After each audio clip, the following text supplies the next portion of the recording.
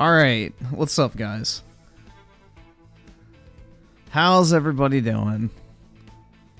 So, I may or may not, it just depends. Of course, these fucking people want to have a fucking meeting at 3 o'clock, 30 minutes before. But I don't know if I'm going to have to go into it or not. I blocked off my calendar before they've scheduled anything, so hopefully that will get me out of it. And then, you know, I have a excuse, too. I don't need to be in that fucking meeting. I'm literally just going to sit there on mute anyway. So that may be what happens, and I will just sit there and say absolutely nothing, but I'll be present. But I'll be here. I don't know. We'll just have to see. Worst case scenario is I have to join the meeting. I'll just keep restreaming it. And then whenever I'm done with that meeting, probably in 10 to 15 minutes, because I don't think it's going to take long, because they just need to all, you know, pat each other on the back and say, oh yeah, that looks good. That looks good. Yeah. That's ready to present. It's like, you know, everybody needs a fucking reassurance nowadays. You can't just finish something and be like, yeah, it's ready to go. You gotta review it, and then you gotta review the review, and then you gotta strategize. You know, you gotta act busy. Basically. So, I don't know, man. As somebody who deals with data, there's only so many fucking ways to, like, look at something. I don't know, man. It either it is or it isn't.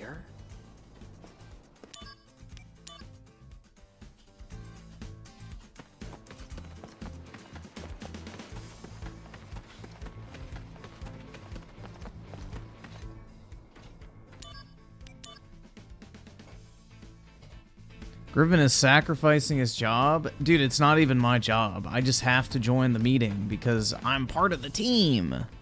Excuse me? Basically. Like, it's not even something I'm working on. But, you know.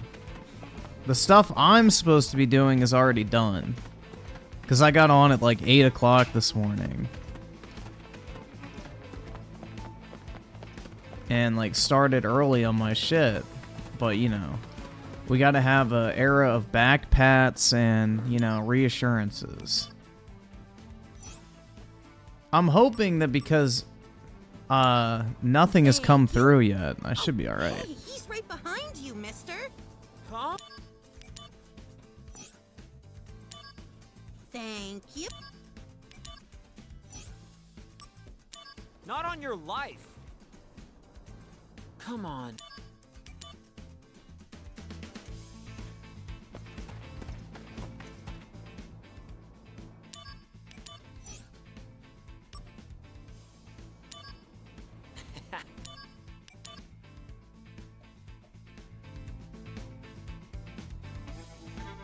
My teammates, that's right.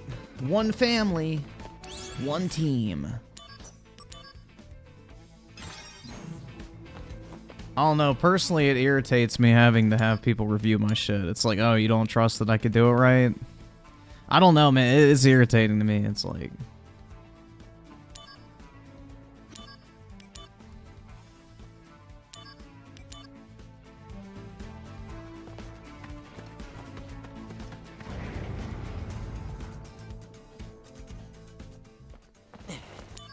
I'm not insecure about my work.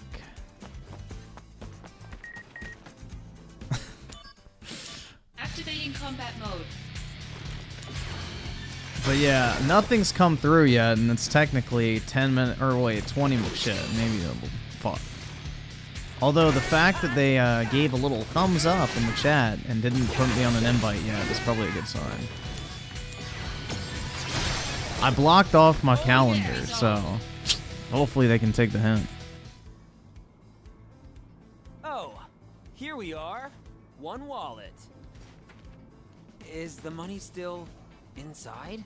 Just stream your meeting. Whoa! I'll just let the podcast play in the background while I'm in my meeting. I'll just mute myself, and I won't have to talk during the meeting, so I'll just be able to listen in. I'll type in the chat, but yeah. Amazing. I'll be with you either way. It's just I may have to physically be, well, not physically, digitally be in a fucking Teams call and pretend like I'm there. I don't know, man.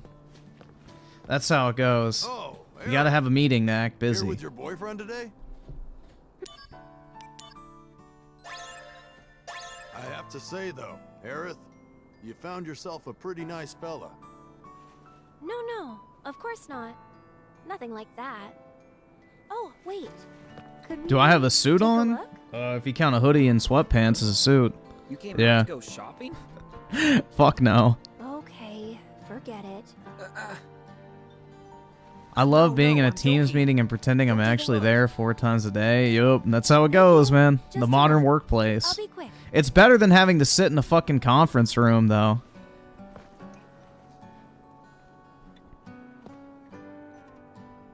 Do you like this store? Yeah, it's fun. Griffin just rolling looking. commando. No, I got underwear on. Hey, Sorry to Aerith. disappoint. Uh-huh. Either subscribe, donate, Payback or for get the that. fuck out. Hello? I'll buy you something. Your offer was Dude, worth nobody it, turns their you know? camera on if you're like ever Don't be doing like silly. remote work. Literally no one ever has the I- camera on. So nobody knows. Okay. Dude, I don't even think the people I work. Yeah, no, they've never like actually fucking seen me. The previous 2 projects I was on, I met some people Okay. from them and actually like interacted with them face to face. But the people who I work with on this project, I don't know what they look like. They don't know what the fuck I look like. So How nobody fast? turns their cameras on. Does it look right? It's nice. I think so. Yeah, it looks great.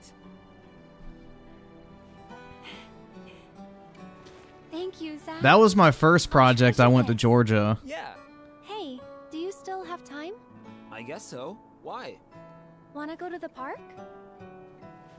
Hey, that sounds like a date. Yeah. The camera's been on the whole time. Well, luckily my shitty Dell laptop has a fucking like actual physical camera cover on it, so no risk of that. Come on, let's go.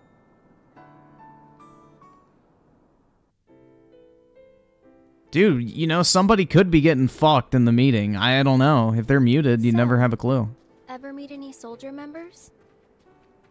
Maybe. Do you think that they're happy? What do you mean? Heroes to children, Y'all see DSP stream Protectors last of the night with peace. Cat? Nope, I didn't. but they're not normal.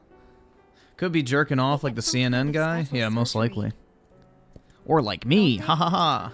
No, that's weird.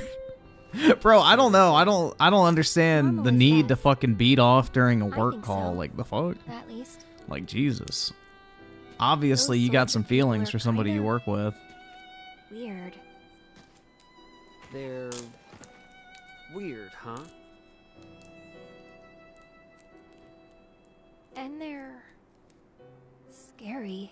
Nah, if DSP did that for clout, then he fight. would have capitalized on it. And they love it. Nah, it's just an honest mistake. You know, he's just cranking one out before doing a long live stream. I can relate. Actually, I've done that a with few someone times. Just not at my desk, because I'm not fucking dumb, but you know. I'm sorry.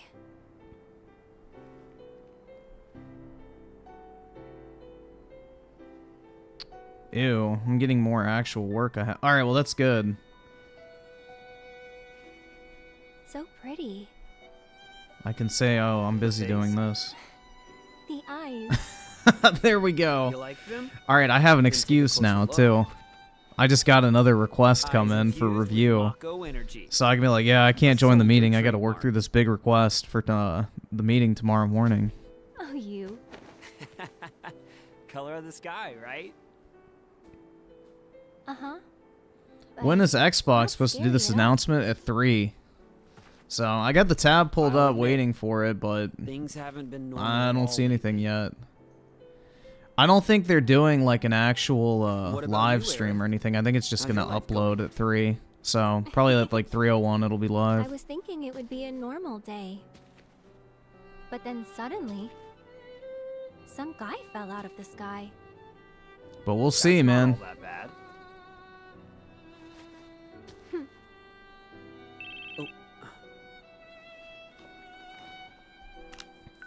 Zach, return to the Shinra building now. Genesis has attacked us. On my way. I'm sorry, but duty calls. Oh, he said duty. Well, I guess I should get going then. Will I see you again? So Rick Rod with the course. 1. Hold on. My laptop is blocking the I hope soundboard. that your friend's okay, Zach. You're fucking poor! And 04 Alphatron with the You talk in your 1. sleep. You're broke! Noticing a trend. You're fucking poor!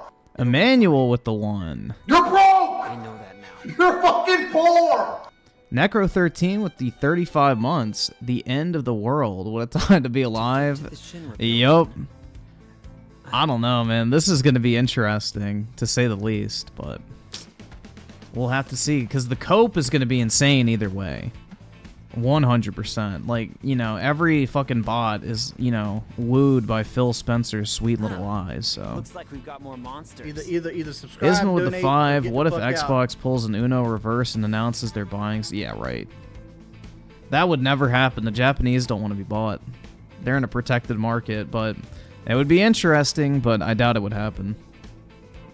Waterboy with the 11 months at tier 3. Appreciate it, man. Oh, where's the fucking... There it is. Gaming. I can't see my soundboard,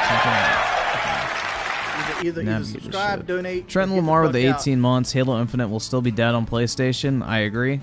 I don't think anything's saving that game. Activating But, well, combat mode. you know, maybe it will do well. At the very least, if people on PlayStation try it out, they'll spend money on it. If they get the campaign, I guess. Activating combat mode. Bring it on.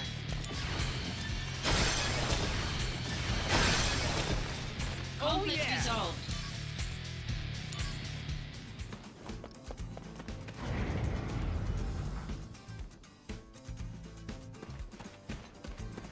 And Griffin XC with the 36 months. Member for 36 months now. Damn. Yeah, time flies, man. That's pretty wild to think about. 3 years. Maybe I should. Suspicious mail. Uh-oh. Oh, this is the one I want to do.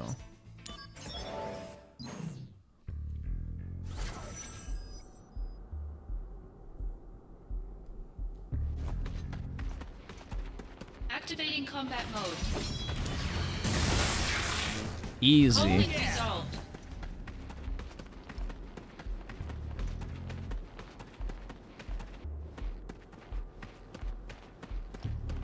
Live Clipper is recording, you know. Either The fuck is Live subscribe, Clipper? donate, or get the fuck out. Activating The combat fuck? mode. Live Clipper. I had no clue.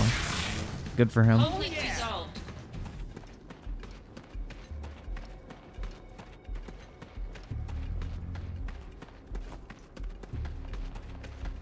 Yeah, you get to fight Minerva, right? Activating combat mode. Conflict resolved. Activating combat mode. Conflict resolved. Cole Eastwood hugging his security blanket right now. His little blankie, that's right.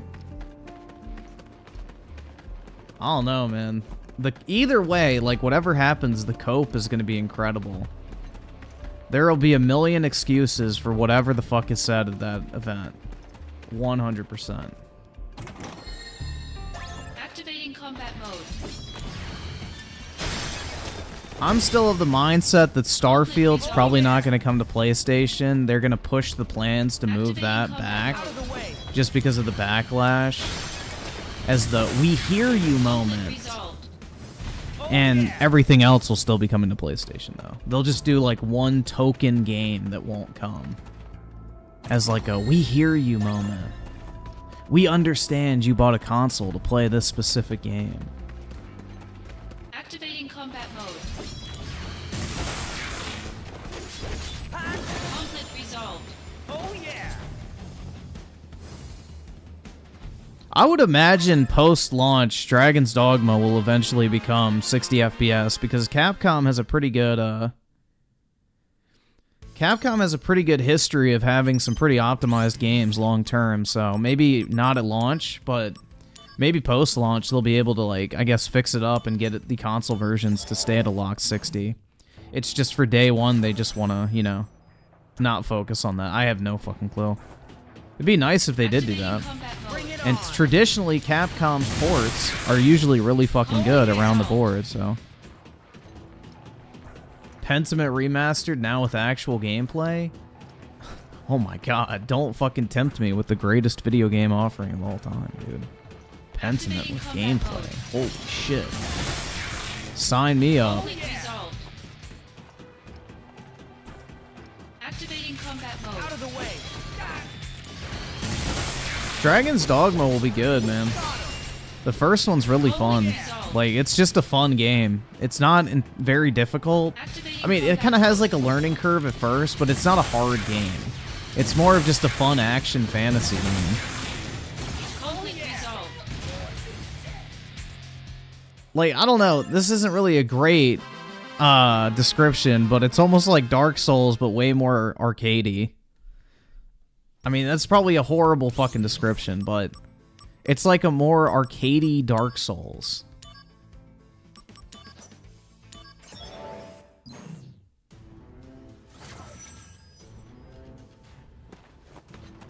Activating combat mode.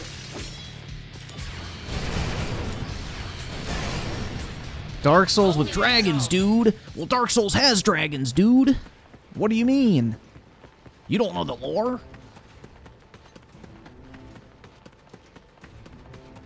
Yeah, aren't dragons like an extremely central theme in Dark Souls anyway? Oh yeah. Resolved. Alright, nothing has come through yet for a meeting, so I'm guessing I'm in the clear.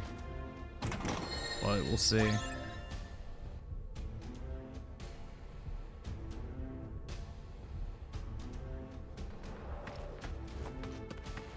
Activating combat mode. Conflict resolved. Activating combat mode.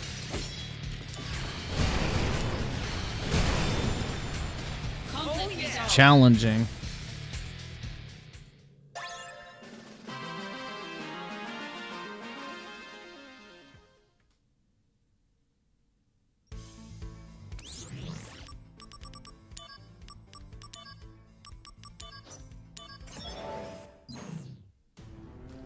See, Angel Chang with the 2. Microsoft is going to announce 2 Forzas a year now. Oh boy, I can't wait.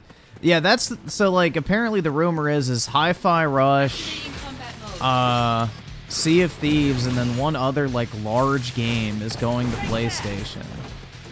My guess for the large game is Forza Horizon 5. That's what I honestly think might go to PlayStation, because that's a game that will have huge appeal on Sony's console and will make them a lot of fucking money from like the live service revenue and shit. Pentiment's not a large game. Pentiment's a fucking dog shit slop filler title.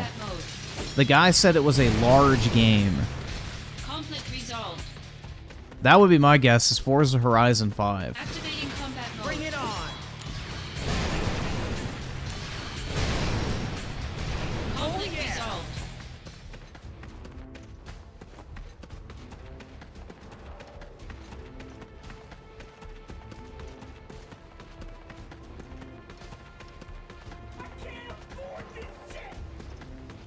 Activating combat mode. Out of the way.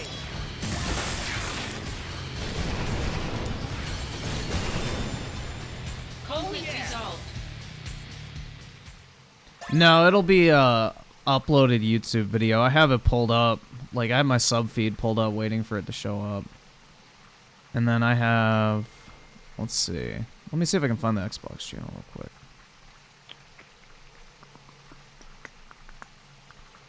Should have it. There we go.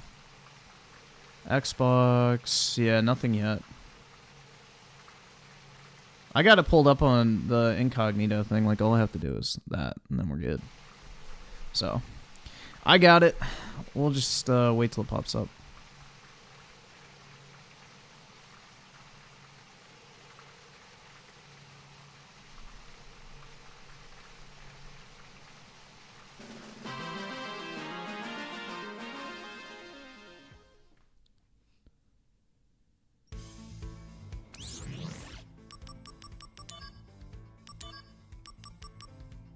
There we go, backpack.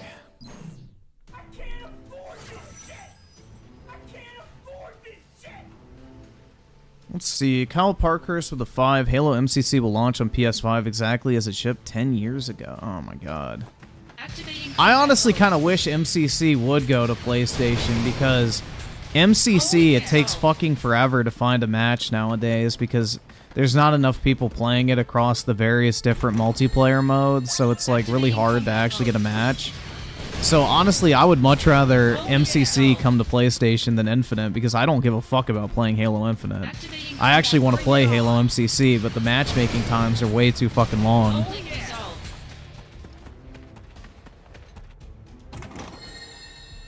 Yeah, it is a sweat fest because nobody plays it except like the fucking hardcore Halo purists, so... It's the same problem Gears has. Nobody fucking plays it other than sweats. It's a shame, really.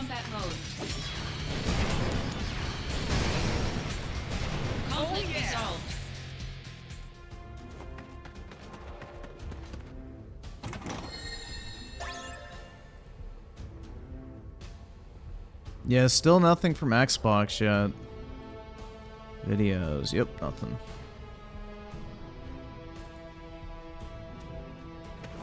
It takes like 4 to 5 minutes usually to find a match in MCC, at least when I've tried recently. It took a while. And I was just playing Slayer, so...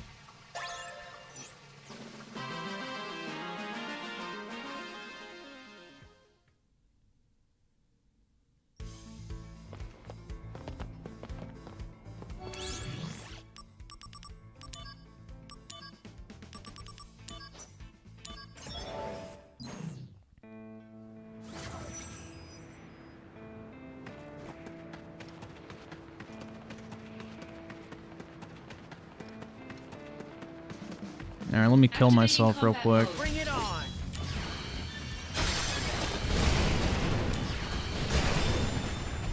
Conflict resolved.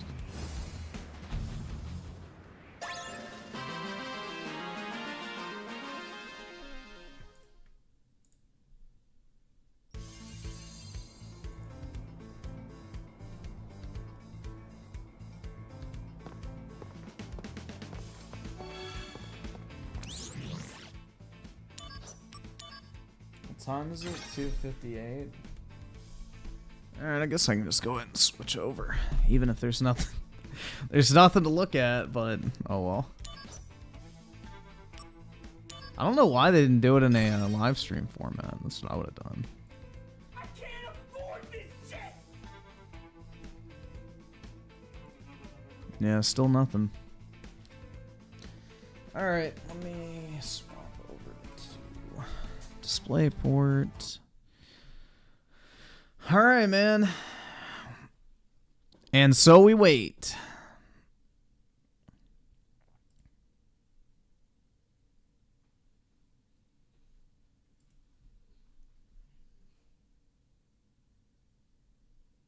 Hooray! Daryl zoned the 2 report Griffin for playing a game during work. That's right.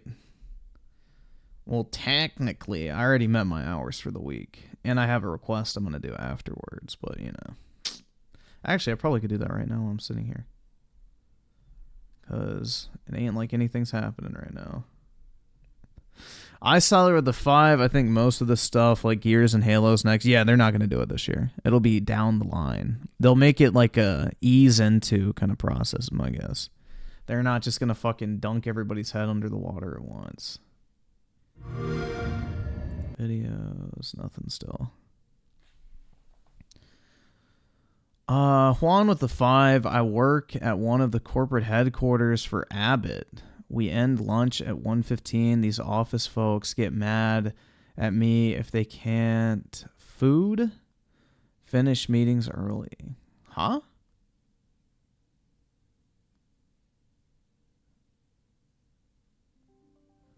What do you mean they get mad at you if you can't food? Yeah, I was playing Crisis Core. Nothing. It's 3 o'clock, so we just gotta wait for it to go live. Typically, when you schedule an upload, it goes live at 3:01, not exactly at 3, because it's fucking retarded. Yeah, still nothing. Let's go check my sub feed just in case. It shows up there first.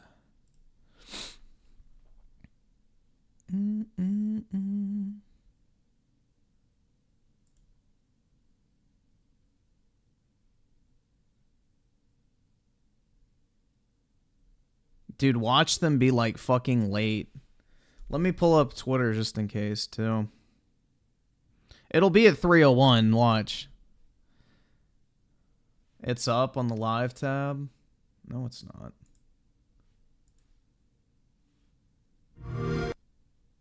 There we go. 20 minutes. Hello and welcome to the official Xbox podcast. I'm your host, Tina Amini, and we have a very special episode today, as you can probably tell by the fact that I'm joined 3:01 by it Phil, went Sarah, live. Told and you. Matt. Welcome. And we're going to talk about some updates at Xbox. We want to talk about game exclusivity. They We look wanna talk about excited. Activision Blizzard, now that they're part of our portfolio, how that might be an impact on Game Pass. And we want to talk about hardware, too, and how all of this fits into the strategy at Xbox. So where should we start, Phil? Well, when we originally had planned for the show, starting back in December, I think we probably would have started with Activision Blizzard, maybe talked a little bit about the exclusivity with some of the news coming up, and then hardware. But we've had some unforeseen news that has come out. So let's just go and tackle the exclusivity question, because I know it's on the minds of a lot of people. We hear from the community, and that's an important input for us. So we made the decision that we're going to take 4 games to the other consoles. Just 4 games. Not a change to our kind of fundamental strategy. Nope. It is, we're making these decisions for some. This is a specific change. reasons. We make every decision really with the long-term health of Xbox in mind. It's done. And long-term health of Xbox It's means done, a growing bro. platform, our All this games shit was true. performing, building the best platform for creators, reaching 2 as in the many head of players as we Xbox, can. bro. We're always looking to Shit's learn done. as a leadership team and to grow. And we think this is an interesting point in time for us to use what some of the other platforms have right now to help grow our franchises. So we're going to do that. So these 4 titles, what are they? Can you say? I'm not going to name those games. The teams that are building those games have announced plans that are not too far away. As we know, game teams put a lot of energy. So Indiana Jones is one of them. Partners. So I don't want to take Blade is definitely one of them. Teams. So I won't be talking about the titles. They're not even existing specifically, but games. They're I think when they upcoming. come out, Uh-oh. it'll make sense. Can we say if either of those titles are Starfield or Indiana Jones? They are not Starfield or Indiana Jones. Well, what It's was Blade. the criteria and how the team was I thinking told about y'all they would selecting let those 4 Starfield be the titles? fucking Let me token. start a little bit outside of that. And then It's I'll get to the it's 4 fucking specific Blade. games that That's we're what it talking about is. right now. Because they can't meet the 'Cause sales requirement from fundamental Disney. Decision driver for any decision that we make, anything we're going to talk about today, is the long-term health of Xbox. That we're running a growing platform. It's exclusive that for reaches now. More players, that our Just games wait. are having as much success as possible. And I do have a fundamental belief that over the next 5 or 10 years, exclusive games that are exclusive to one piece of hardware, are going to be a smaller and smaller part of the game industry. And that's not some great insight, because if you look at the last 10 years and what the biggest games are today, it's a natural place. Whether it's one console and PC, multiple consoles, mobile console and PC, you see big games landing on multiple platforms. And we want to be a great platform for creators that are trying to realize that potential. But now back to the specifics of the question on these four specific titles. We looked at games that are over a year old, so they've been on Xbox and PC for a while. A couple of the games are community-driven games, new games that kind of first iterations of a franchise that have reached their full potential, I'd say, on Xbox and PC. There's always growth. Franchises that we obviously want to continue to invest in. Part of having the ability to continue to invest is that the businesses behind those franchises continue. We think it's important that these service-based games that have communities behind them, that they can have confidence that they're going to exist in the future. So 2 of them, kind of community-driven games that will end up on other platforms and give us the ability to continue to invest in them. We think that's great for the business and great for the communities, more players to play with. I'd say two of the other games are smaller games that were never really meant to be built as kind of platform exclusives and all the fanfare that goes around that, but games that our teams really wanted to go build, that we love supporting creative endeavors across our studios, regardless Why of not size. just name them? And as they've realized their full potential on Xbox and PC, we see an opportunity to utilize the other platforms as a place to just drive more business value. Why is he out of so those afraid games, to name allowing us them? to invest in maybe future iterations of those, so sequels to those, or just other games like that in our portfolio.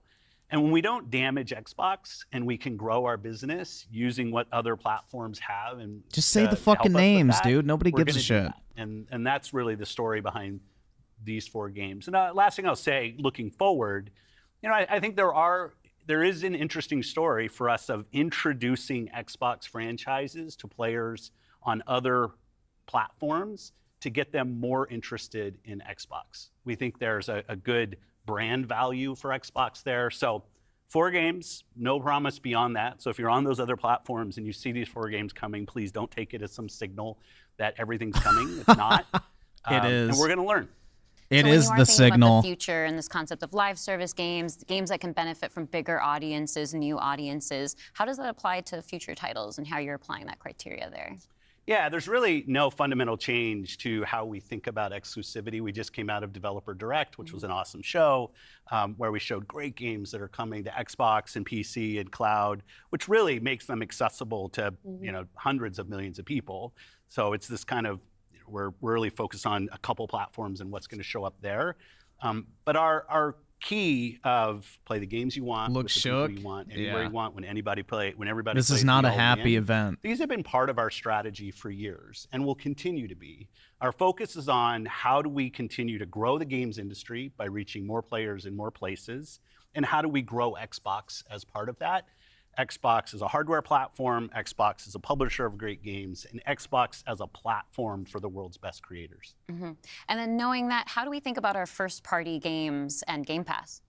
Yeah, well, to build on what Phil just said, one thing I would add, as you were talking about growth, is just that we've sort of seen this inversion over the last 5 years where it used to be that the platform was the biggest thing. That's right. And the games would sort of tuck in within the platform. Today, big games like a Roblox or a Fortnite could actually be bigger than any one platform. Yeah, and that really has changed the way that we think about things. So in the midst of all that, I think we at First Party can come back to sort of some core principles. First, that all of our games will be on the Xbox platform. Second, all of our games will go into Game Pass on day 1.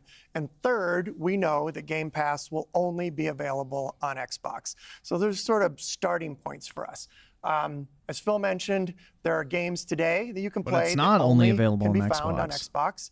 And at the same time, we want to bring more of our games to more players. So we're going to continue to look at that. Kind of moving aside, though, from some of those and thinking more about what does it really mean for the player, to me, the 2 key things are cross-play and cross-save.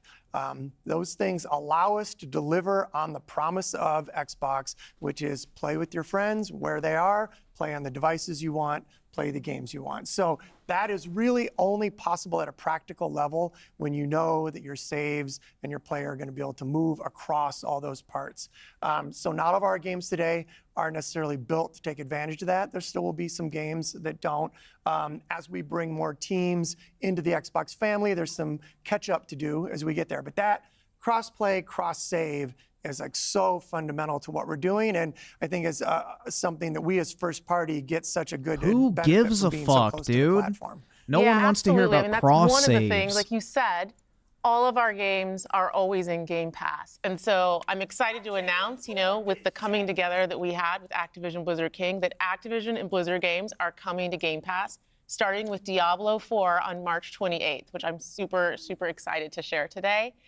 And it's all part of our commitment to make the Xbox experience and the games that we build as widely available as possible. So now the 34 million Game Pass members can all enjoy the fantastic experience of Diablo 4. Amazing. Can we come back to the point? 34 Phil, million, there you go. Isn't Game really Pass has not grown. A change in strategy for us. Can you recap for me how it isn't? Yeah, and I thought both Matt and Sarah did a really nice job of talking about what we're doing on Xbox, where we're going. You know, if you take a platform feature like Xbox Play Anywhere, which has been a promise that we've made on our first-party games, that you can buy our game once, you're going to get to play across Xbox and Windows. I think we're the only platform that does this.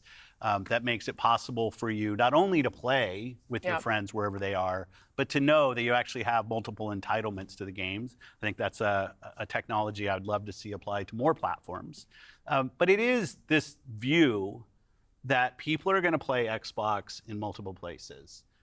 Whether it's play the games you want with the people you want, anywhere you want, whether it's content, community, and cloud, whether it's when everybody plays, we all win. Like, we've had different taglines, different strategy, kind of words that we've used, but always with this view. Yet he won't name the Xbox games. Is a platform for creators who want to reach the most players.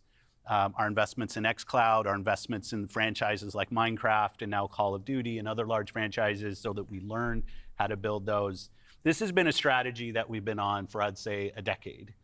It's not about one device. It's not about games in service of a device, but rather the devices that people want to play on should be in service of making the games as big and popular as they possibly could be. Because really, a healthy creator community on Xbox, a healthy creator community, either subscribe, donate, or get the fuck out, is the thing that all of us as game players should be voting for, because that's the thing that will lead to the best long-term success and growth in this industry.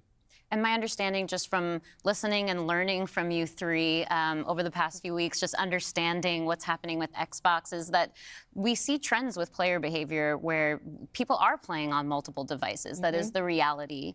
And we have put some games out on multiple platforms before. So my understanding is that that's been good for players. How does that come back to the business with all of that in mind? Yeah, as you said, we have shipped games on other platforms. In fact, realistically, if you look with the addition of Activision and Blizzard and ZeniMax, we're one of the largest game publishers on PlayStation. We're one of the largest publishers on the Nintendo Switch, especially when you put Minecraft into the equation as well. And now we're one of the largest publishers on mobile platforms as well. And that's not something that we want to back away from. We want to continue to be building great games that millions and millions of people can love, and that they can play those games where they want to go play. But we do understand the business success that Xbox has to have. Us as leaders in this business, the system today, the system that all companies that we play video games from, is a world of you got to be growing your business. Growth in our Xbox business is critical to the long-term health of Xbox. Many people know I've been on Xbox for over 20 years.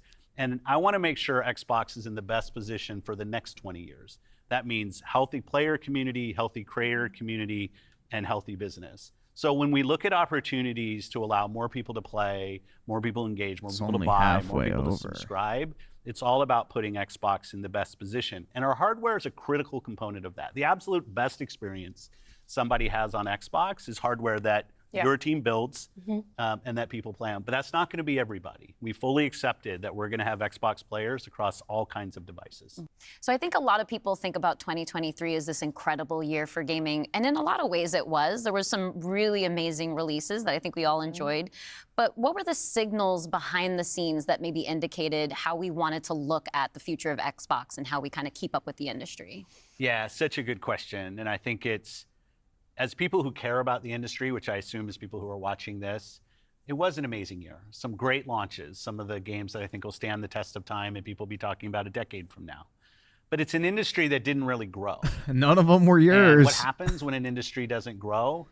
You end up with some job eliminations, which we had. We had even our own hard decisions to make about building a sustainable business for ourselves, but in no way were we alone in that. When you think about a healthy industry, I want players who believe that they will find the best games on the platforms that they love.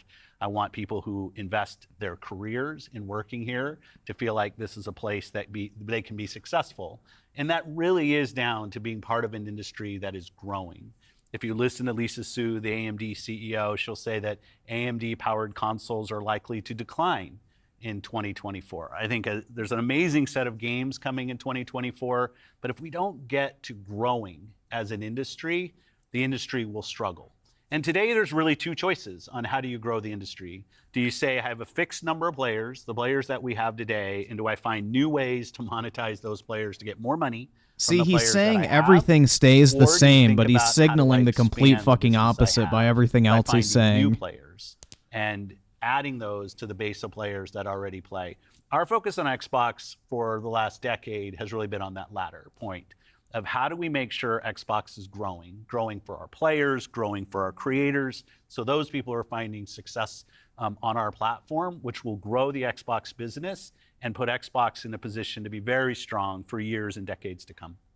Matt, earlier you were talking about these growing gaming communities, how they're incredibly large and comparable on such a different level when we think about console audiences. Like you mentioned Roblox, you mentioned Fortnite. So how are we're obviously thinking about our responsibility, our hardware responsibility is supporting the growth of gaming communities. How has that actually shown up for the players? Are there other games we can speak to from our portfolio? Well, as Phil mentioned, I mean, two of the biggest ones for us, Call of Duty and Minecraft, I mean, they are driven just from the two games they didn't make. People to play those games, which is so great. I think about it, for the player community, it comes down to where are the friends, where are the people you play with, and then equally important is where have you built up your library of games, right? Where have you invested? Where's that library? I think those two things probably are some of the biggest influences on where people choose to play and what devices they choose to play. Yeah. When we think about, on the other side, the developer side, just any game developer wants their game to find the biggest audience possible. That's just the nature of building a game. You want people to enjoy and participate in what you've made. And I think we're in a unique position to deliver on that just because we are the platform. We build hardware. I think she's spoken We've got a twice. first-party That's games about group, it. And then we've got a system that ties that together, that brings together your friends, your progression, your achievements, all of that. And I think that's really what has contributed to the momentum. This is a whole lot of nothing, man. They won't even name the games that are coming to other platforms. You look at the history of the industry. This is pure damage control. From a place where it used to be that someone built and launched a game to accelerate hardware, to actually the things we do with our hardware and with our platform are all in service of making those games bigger. And we think about that across all of the investments we make, the consoles we build, the investments we do with things like cross-play, cross-progression, the things that we're doing with cloud. How do we actually give more options to game creators so they can have the greatest success? I think one of the fun recent examples about this is actually Pal World. You know, Pal World was able to launch, they were a game preview, they launched in Game Pass, they also simultaneously launched in Steam. It's not even your own game. Things, you know, Pocket Pair was able to have this outsized success, and it was the largest third-party Game Pass launch ever. And that's all because we give creators options on how they can launch their games. We've got subscription, we've got retail, we've got free-to-play, we've got game preview. Double the amount of people bought it on Steam on that PC, downloaded it in and they Game can Pass. access all of those Oh things. my God, dude, and this when is we pure step damage back control. And we just look at the performance of our platform all up, we know it's working. We're at the highest level of users on console, the highest level of users on PC, the highest level of users on cloud ever. We have double-digit growth rate on PC and cloud, places where we're enabling creators to actually reach new players beyond the console ecosystem. And that's why we're leaning into it and doing more, because we see all those signals. So we're talking about the role that hardware plays for creators, for the games and those communities. What about the role that hardware plays for us as a business, for Xbox? When we look at our hardware, it really is, and Phil said this earlier, it's where you get like the most flagship seminal experience of Xbox. And it also represents a developer target. Our developers can build the specs of our hardware, and we invest to make sure they know when they do that, that the games are going to go great on our hardware. 30 FPS Starfield. Able to be accessed across any stream, 30 any FPS screen, Redfall. because of all the other investments we make. So we're giving them an easy way to access as many players as possible. And we actually have more creators right now building for Xbox than ever before, by nature, thousands of them, by nature of those investments. And we got more to come. There's some exciting stuff coming out in hardware that we're going to share this holiday. And we're also invested in the next generation roadmap. And what we're really focused on there is delivering the largest technical leap you will have ever seen in a hardware generation. Spider-Man ran at better 60. for players and better for creators and the visions that they're building. And then when we're talking about hardware too, there's these other considerations that are really important to our community, probably to each one of ourselves as well.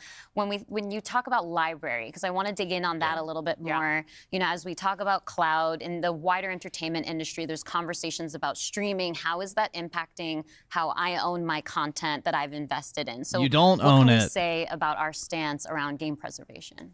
Yeah, you know, one of the highlights for me of being in this position was getting to stand on stage when we announced back compat coming to Xbox One. Like, it was fantastic. People were reading the teleprompter before I could read it. I'm a slow reader, and just feeling the energy in the auditorium as we were saying that and online. You know, one of the cues I think us as being part of Microsoft take is looking at Windows and how Windows over decades has maintained software compatibility. No, it has not. Like, I can still go back and play some of the games that I love playing on Windows from decades ago. No, you and cannot. It will still run. And we try to bring that same view. That is a complete fucking consoles. lie. It's harder in console because the line between what the hardware is and what the game is. What the fuck is he talking about? Does he not remember Games for Windows Live? That was y'all's fuck up. You end up doing these generational compatibilities that we've built. But I will say, compatibility. Games for Windows Live is the greatest example of games on PC no longer being compatible, and that was all Microsoft. As long as we can, so that people can play, is a tenet of what we are as Xbox. It's at our foundation. And when we look at future hardware generations and what we're going to support, making sure that we respect, which is the word I use, respect the investments that people have made in Xbox going forward, is fundamental. And the fact that you get entitlements when you buy a game from us on both Windows and Xbox also means you have the ability to play that game across a multitude of devices, which I think furthers the compatibility of the games that you own. Can we go back to what Xbox stands for today? I think we've pretty much covered all of the elements, but if you could break it down for me. You know, when you play on Xbox, what we're saying is you're playing on a platform where you know the biggest games in the world are always going to be. You're playing on a platform where you get to access Game Pass. And all of the games from our incredible range of studios will always launch in Game Pass day one.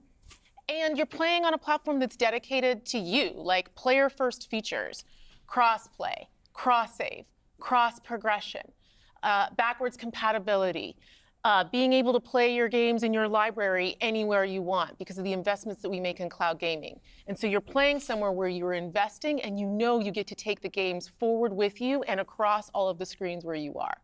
And I think most importantly, Xbox is a place where you know when you're investing in Xbox, you're investing somewhere that is dedicated to making games more successful and creators more successful so that they can invest more to bring even better experiences to you all of the time. Yeah, just that investment in the studios is so, and we feel that as part of first party with the platform proximity. You know, it's kind of amazing now to look out across all the studios we've got and just be reminded that we're now one of the biggest development organizations in the industry.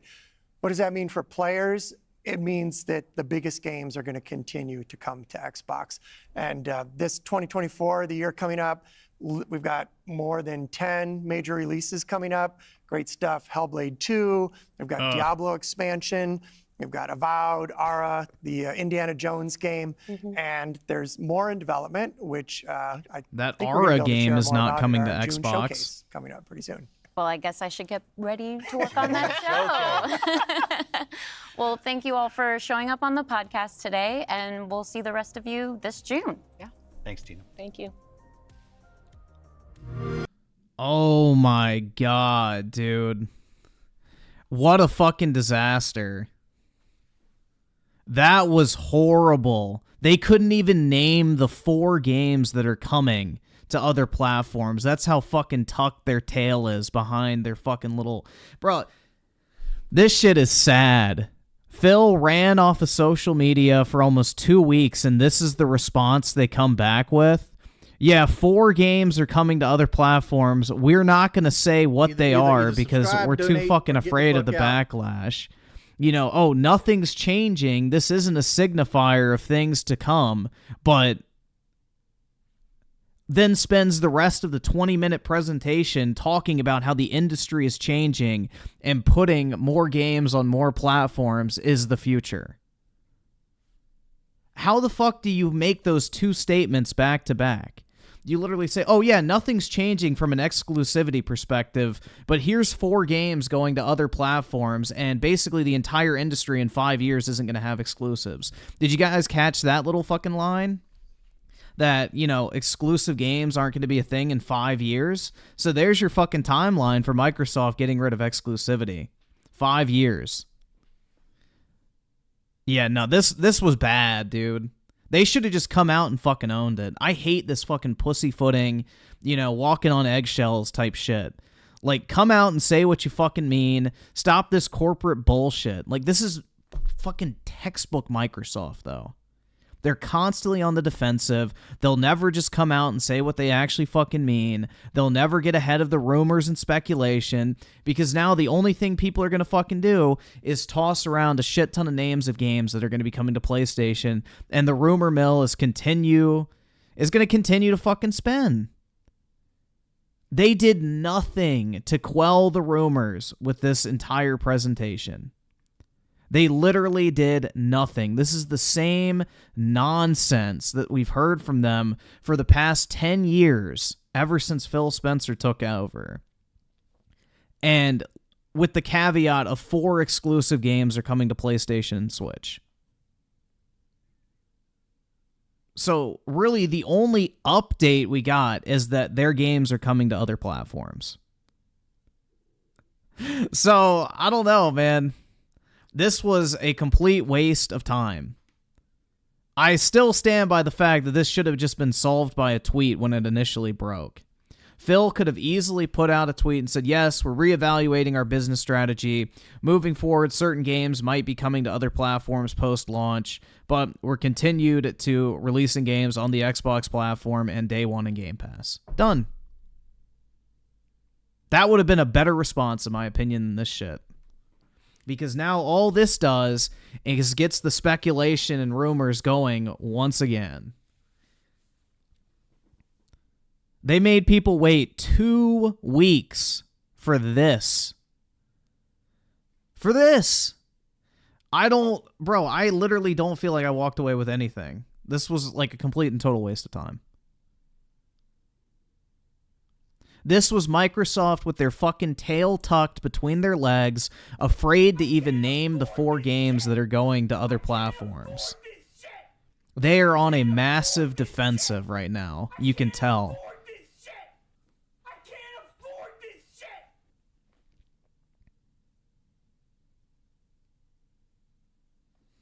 But yeah, this was a big fat nothing, dude. A tweet would have been better. Honestly. Bill Herr with a 2, Pandora's box is open now. Exactly. I'm like, that's the thing. It's like, it always starts with one game coming to PC, like Quantum Break. Quantum Break was the only game that was supposed to be coming to PC from Xbox, then all of a sudden it was everything. So, yeah, no. This is this fucking snowball effect. Do you think Microsoft is going to see a boost in revenue and be like, yeah, we're never doing that again? Of course they're not. They're going to be like, yeah, you're going to put shit on other platforms. Cry more when a little whiny bitch? If you think this is crying, then I don't fucking know. Maybe your dad either didn't beat you enough as a kid or he beat you too much. Let's see. Ironic with the 2.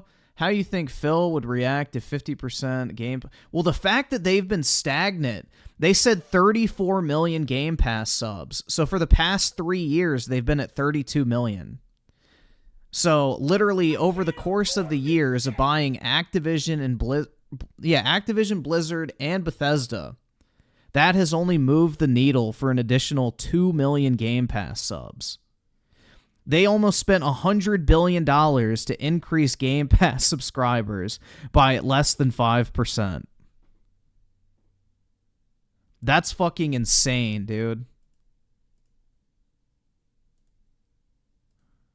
That's pretty insane. Even Star with the 2 Xbox first-party games, timed exclusive... Yeah, nope, that's the way I take it, too. 100%. Absolutely. And Matthew with the 2, the games are going to be in a Nintendo Direct. Yeah, 100%. Hi-Fi Rush will be in the next Nintendo Direct. Fuck off, Siri. Hi, Siler with the 5. How can anyone take them seriously? What happened when Sony brought one game to PC? The rest followed it. Always starts with one game. Yeah, same with fucking Xbox with Quantum Break. That was supposed to be a one-off event to bring Quantum Break to PC. Well, everything followed, so yeah. The writing is on the wall, man. I mean, Phil literally for 20 minutes straight talked about how, you know, the future of gaming is not bound by hardware and, you know, the concept of exclusivity is going to disappear in the next 5 years. So obviously, obviously that's where Microsoft's mind is. I don't know why people are pretending that's not the fucking case. Like, obviously they're planning on getting rid of exclusivity in 5 to 10 years. Meaning, you know, but you can lead a horse to water, you can't make him drink. Some people will never accept the fucking truth, and they'll just sit there and cope and believe everything a fucking dipshit who's paid tens of millions of dollars a year to lie to your face says to them. Gilherm sold it with the 6 months. Then you guess why this wasn't like... Yeah, exactly. Bro, the chat would have been fucking wild on this. And Jesus with the 2. Sarah Bond is kind of hot, not gonna lie. Yeah, she's not unattractive, man. I agree. I wouldn't say she's hot because, you know, a little too old for me, but, you know. Yeah, no. Definitely, as the boomers say, easy on the eyes. Oski Woski with the 2, the chaos. That's right, man. Yeah, crowd, white boy. That's right. That's right. Laugh my ass off. Griffin, salty as hell, turned into a bald eagle. Laugh my fucking ass off all those videos for 4 games. What?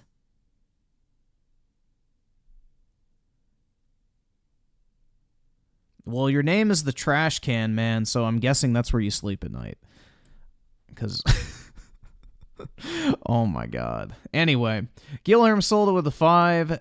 Just make Xbox a cheap custom computer allowing to install any... No, there's no money in that.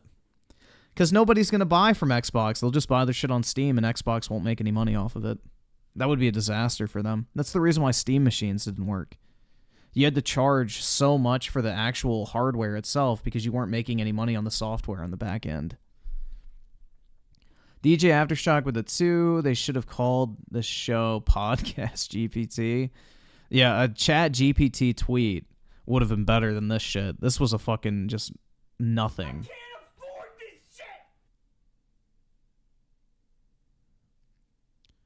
Yeah, I think the writing is on the walls more so than ever before, and the fact that Microsoft is still afraid to come out and name what games are coming out tells you all you need to know. DJ Aftershock with the 2. They should... Oh, wait, no, I read that. Abel with the 2. Got my fingers crossed for Halo MCC on PS5. I hope so, too, man. Just for the sole fact that MCC takes like 5 minutes to find a match. And Dreamer X with the 1 month. I gained nothing from this. Yeah, big fat nothing. It's just Phil rehashing the same talking points over and over again with the caveat of 4 games coming to, you know, other platforms, which means those will be the first of many. So, yeah. This was not worth waiting 2 weeks for. A tweet would have solved this to the exact same effect. Bamaham Yum with the 2. Goy Pass is saved. That's right, man. Hell yeah. Rat Kicker Sam with the 2. This was a horrible attempt to gaslight it. Yeah, this was nothing. Like, this did not need to happen. This really did not need to happen.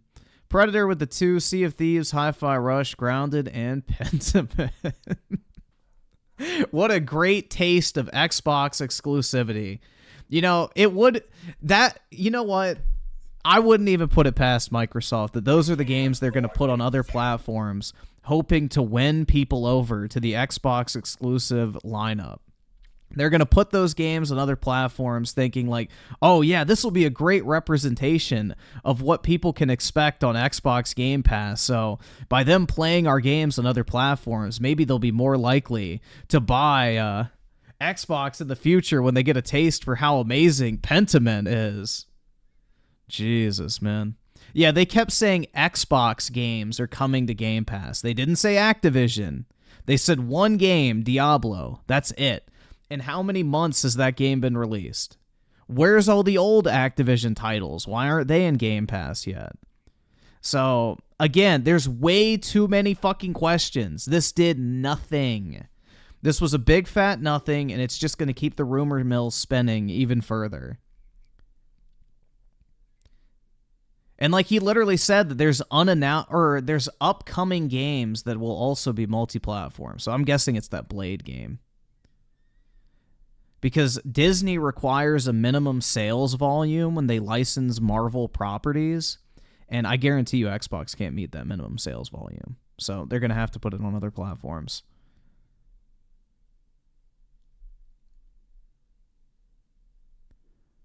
Lord Shippy Dip with the 2. Bro, 23 minutes and they said nothing. Yep. Well, dude, Phil's been in charge of Xbox for 10 years and has done nothing, so par for the course, baby.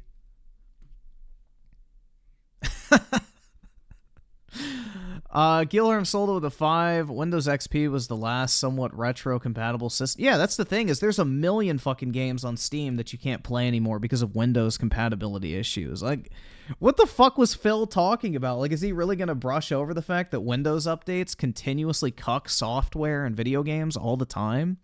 And that games for Windows Live is one of the biggest unmitigated disasters in so-called game preservation to ever fucking exist? Like, that's pretty humorous, man. There's a ton of games on Steam that don't work anymore because of Windows updates. Like, bro, they own Activision now, so go try to play Prototype on Windows 10. It doesn't work.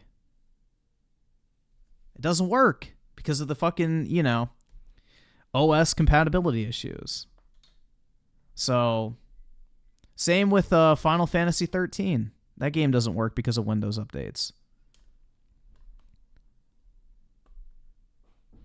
And that's just a few I can think of off the top. I mean, Fear 1, you have to like manually go in and change files in order to get it to work. The game does not natively work on Windows. You have to go in and change it. I can't afford this shit! Let's see. Britman with a 2, boiling the frog slowly. Yeah, that's what I thought. And the fact that Starfield's not coming, that's what I thought they were going to do as a result of the backlash, is like pull that game in terms of it being a... I guess multiplat, just as like a consolidation prize, which in all honesty, Starfield going multi-platform, I don't think anybody actually gives a fuck about, because Starfield was an absolute disaster.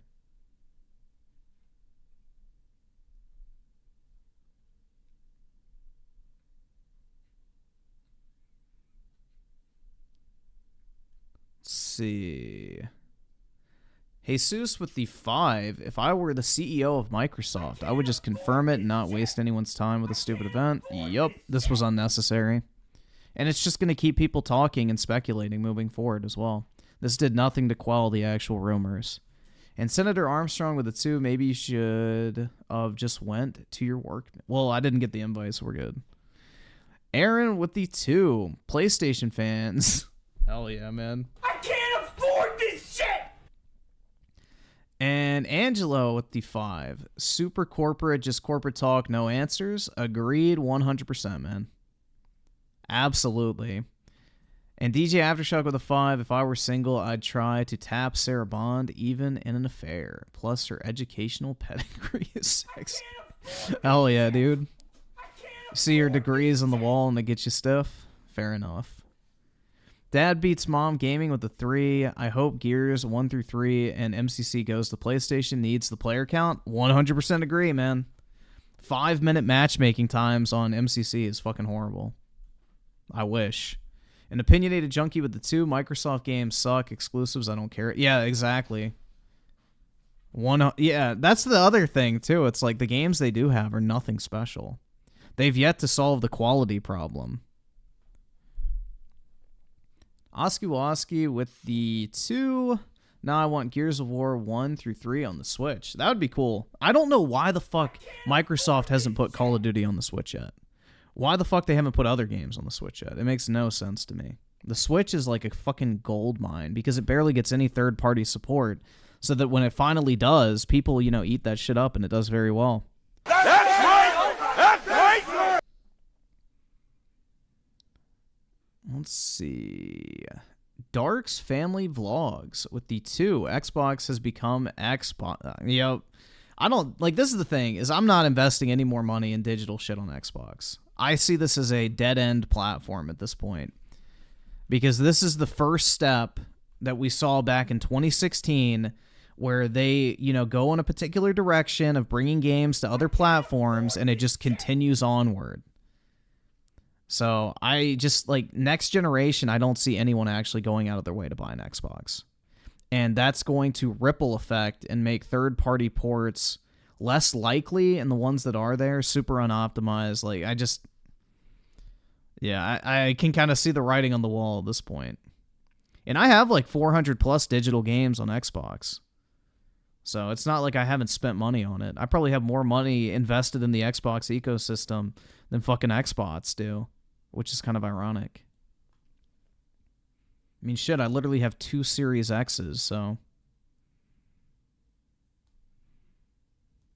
Party members of the 5, if they put the 360 era COD games on Game Pass, that would probably sell me on it, and many others, way more than Diablo 4. Yeah.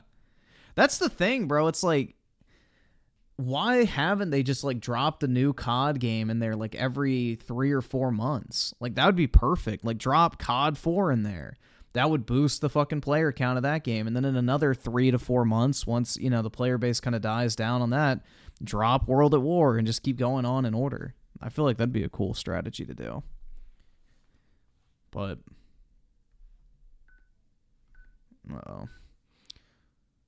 let's see. Flea, I'm guessing? With the 2, Xbox needs new leadership more than some. 100% agree, man. Phil Spencer is not the guy.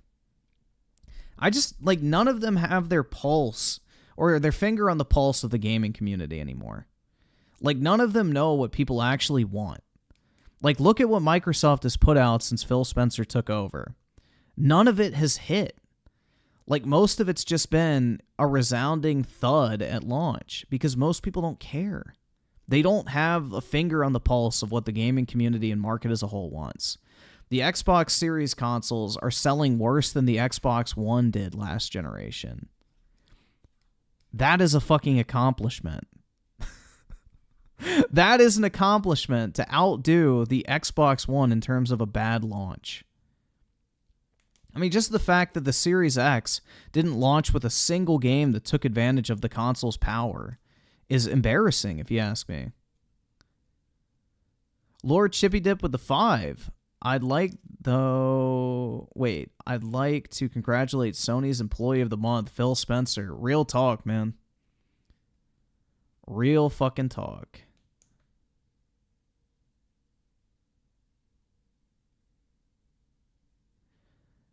Griffin's horrible disdain cloaked as just wishing for better. Dude, I literally have more money probably invested in Xbox than you do. But please tell me how I don't want them to be better. Tell me about how some of my favorite video games of all time are not the Gears of War franchise. Pre-fucking Disney Star Wars arc. But, yeah. Or tell me about how I was in, elementary school and middle school, stuck with a PlayStation 3, and the entire time I just wished I had a fucking Xbox 360. Please tell me how I don't actually like Xbox. I don't like modern Xbox, but I like what they used to be. The Trash Can Man with the 2 weren't all Xbox games. You didn't even spell Xbox right. Going multiplat. Eventually they will. 100%. Absolutely.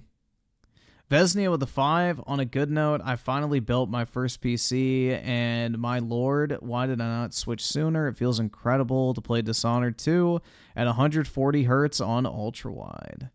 Yup. Dude, once you experience actual high frame rates for the first time, it's like you never want to fucking go back. Especially for first-person shooters. I refuse to fucking play first-person shooters on console. It just feels horrible, man. It's absolutely horrible. I mean, that and using a controller sucks as well, but yeah. First-person shooters were meant for PC, 100%. Super straight with a 10. To be honest, Microsoft should just buy the James Bond rights and give it back to... Well, Sony owns those. So good luck with that one, man. And give it back to Activision and put as much money as they can into it and have Sarah Bond present the James Bond games. So many opportunities. Yeah, no, that's never happened. And Sony owns James Bond, I'm pretty sure. Columbia Pictures, right? I think, yeah, I'm pretty sure Sony's the one that owns James Bond. I don't know if they own the whole IP or what. Let me check that. Does Sony own James Bond?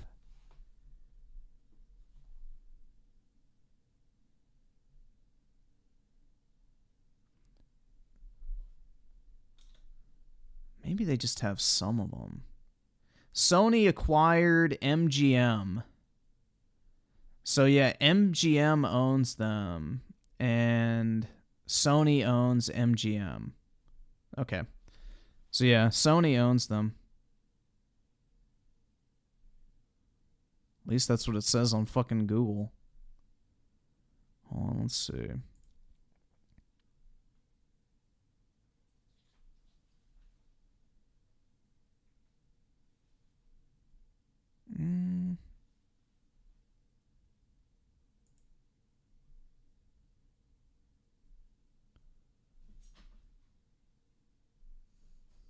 Hold on. See, you can never find, like, clear answers to this shit.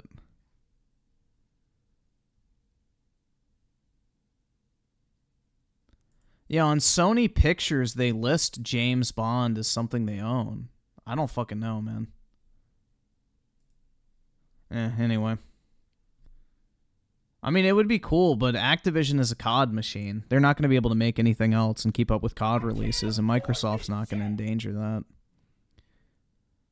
The only thing that, you know, Activision would do is maybe give their franchises to other studios, but I doubt Activision themselves will be working on anything other than COD.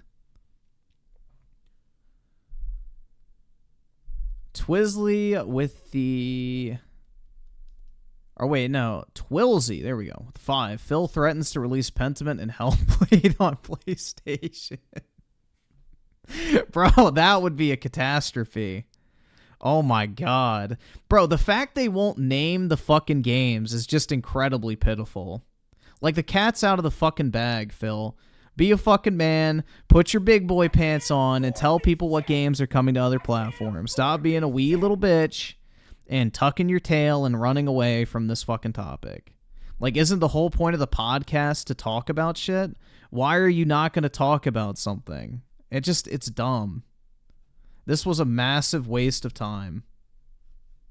He literally could have just put out a tweet and said, stay tuned. We have more information coming in the coming months.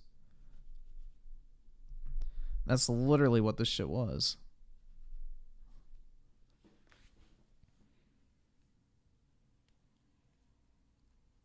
See, I Sadler with a 5. You don't... Wait, you know I don't think they figured out the 4 games themselves and will switch them out. Yeah, that's what I think too, is they're saying 4 games so that they can cover their ass. Because Starfield, I guarantee you, was supposed to be one of them. And Phil convinced Microsoft leadership to change their mind on that one. That's my guess. Is behind the scenes, the Xbox team is trying to go against Microsoft management's decisions and is like actively, you know, working to prevent those changes from occurring as quickly as they were going to be. That's my guess. J Rose with the 5 already switched to PlayStation. Even if PlayStation is third party, I'm confident their console will stick around. I just want to turn on my boxing game. Yeah, that's the thing, is Xbox is not needed by Microsoft. Microsoft can survive without Xbox. Sony can't survive without PlayStation. Like, the day that PlayStation disappears is the day that Sony disappears.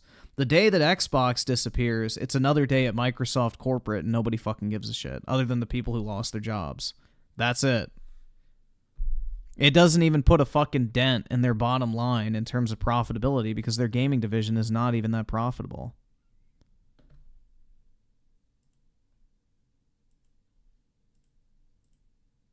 So,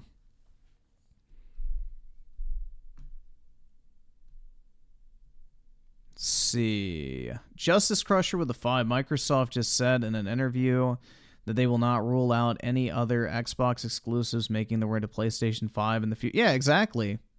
And the CFO or whatever the fuck came out and basically said that, you know, they are putting things on multiple consoles. So the writing's on the wall, man. The writing is on the wall. It's only a matter of time. This was the same thing that happened with Day and Date on PC back in 2016. They said, oh, it'll just be a case-by-case basis. We're just doing it with Quantum Break, blah, blah, blah, blah, blah. And then everything came to PC eventually. Day and Date. So it's only a matter of time. The ball is rolling, and it's not going to stop. That shit's headed straight downhill. Party members of the 5, Phil doesn't understand a lot of old PC games. You have to install mods to get them to run thanks to Windows updates, screwing everything. Yeah, that's what I thought was hilarious. He used Windows as an example of software preservation. I'm like, are you fucking shitting me? Windows is software preservation. Windows updates have single-handedly cucked more pieces of fucking software than anything else on planet Earth, man. Windows updates consistently screw over software. That is like one of the biggest jokes I've ever heard. And then games for Windows Live was another disaster too. Mike TUGC with a 5. I have a solution to make Xbox successful. Just make it... Wait, just look at the Xbox 360 and original Xbox and do it again. Yeah, that's the thing. See, this is where I think Microsoft went wrong, is like their best games were made by studios they didn't own. Like, I guess you could say they owned Bungie, but Bungie had already made Halo before they had bought them. So the reason why Microsoft bought Bungie is because Bungie had already made Halo. So, yeah, no, the best Xbox games that have ever been made have been made by studios that they don't own. Epic Games was not owned by Xbox when they made the Gears of War trilogy. Bungie already had Halo pretty much done when Microsoft bought Bungie. What was it? Turn 10 and Playground Games only recently became acquired by Xbox, and they were making Forza in the past as a third-party dev. So Microsoft should have gone the strategy that Sony's employing right now, and where they're just paying for third-party devs to actually produce stuff for them. And that's working well for Sony. I mean, look at Final Fantasy VII Rebirth and Stellar Blade. Those are going to be two of the most talked about video games in like the hardcore circle of the gaming internet space, whatever. And Sony didn't make them. But you can only play them on PlayStation, so guess where people are going to buy them? I mean, Final Fantasy VII Rebirth bodies anything that Microsoft has announced this year, so.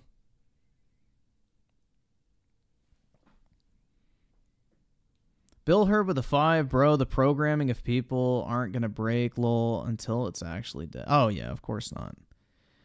Like I said, the fucking cope is going to be incredible either direction this goes. You know, people are, you know, bewitched by Phil Spencer's sweet little lies for whatever reason. I don't get it. Like, people actually fucking buy into the shit he's selling, which I find humorous. But anyway, I just saw this. Oh, Louie, where you going? I gotta handle something.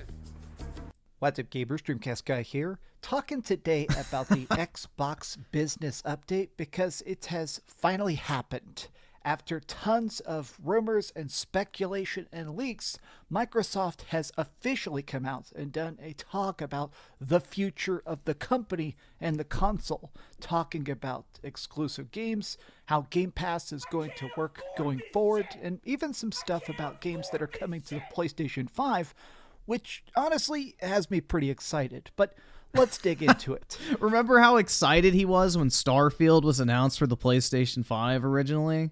It's like, bro, why the fuck are you excited for Star Slop coming to PlayStation 5? Like, he said he didn't like the game, and then all of a sudden the idea of it coming to PlayStation had his, like, fucking nipples erect over it. It was, like, the dumbest shit ever. It's like, why are you excited for a game you didn't even fucking like coming to a different platform? So, yeah. Par for the course, man. So, first and... Like, personally, if I was a PlayStation owner, I would not be excited for any of Microsoft's recent games to come to PlayStation because pretty much all of them have been dog shit. Foremost, this was the format, and I think it was probably a good choice to do it. No. These are the Absolutely three heads not. of Xbox. This is Phil Spencer, this is Sarah Bond, and this is Matt Booty. Pretty much, literally, every single decision about games and release dates and projects that get canceled, it goes through these three people. But this entire talk was very long. It was very in-depth, and a lot of it was about not just Xbox. How was it in-depth? They literally just repeated the same PR bullshit for the past fucking, 5-6 years of Xbox in a 20-minute segment. This was not deep at all. It was super surface level. They wouldn't even name the games that are coming to PlayStation. This was the complete opposite of in-depth. But kind of the industry as a whole.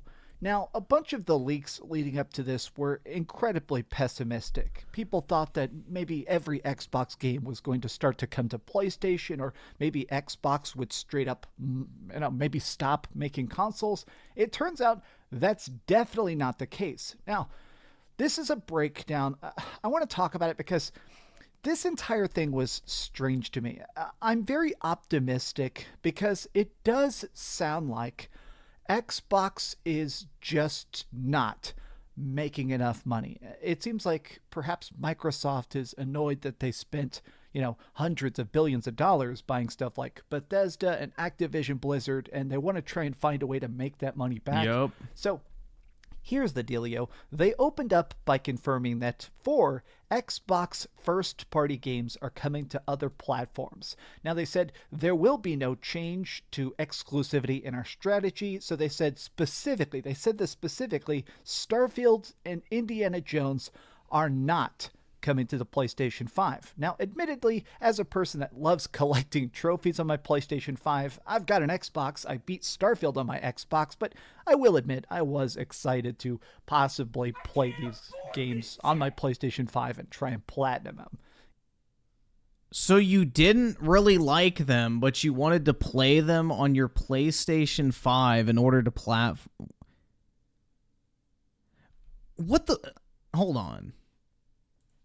Games are coming to other platforms. Now, they said there will be no change to exclusivity in our strategy. So they said specifically, Starfield and Indiana Jones are not coming to the PlayStation 5. Now, at launch.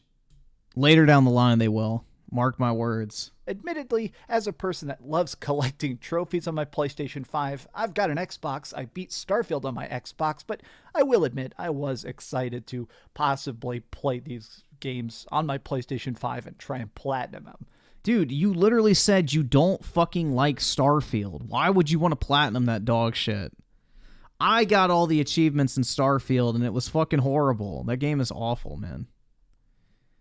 Isn't that interesting, though? He doesn't like it, but because it's coming to PlayStation, all of a sudden he can't wait to platinum it? Like, the fuck? I don't know, man. Dreamcast guy's not really able to keep that same energy.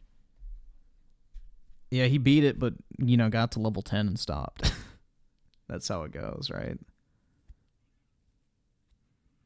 Peter Parker with a 5, so did Xbox go third party? Pretty much. This is the first step. The snowball is rolling, essentially. Daryl Zone with the 2, don't talk the booty like that, Griffin. Well, dude, Matt Booty is literally the perfect name for his work output. It's Booty. Like, there's nothing good that comes out of that shit.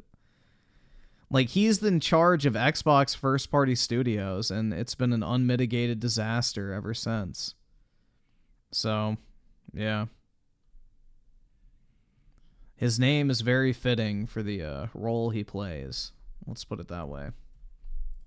Even though I don't really like Starfield, it would have been cool to pop some trophies and buy that game again. Oh, Senator Armstrong with the 2 beat Starfield. Didn't he only have 40 gamer score? Yup, and he got to like level 10 and beat 4 campaign missions.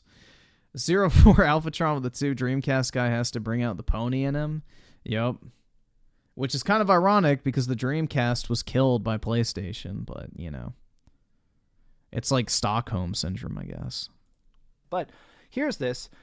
We made these decisions for the long-term health of Xbox in mind and reaching more players. Now, they specifically talked in here as vaguely as possible. A lot of people are just basically joking about the fact that they still will not say what the games are. They just said, hey, 4 games that are that tells Xbox you everything exclusives are going to be coming to non-Xbox consoles.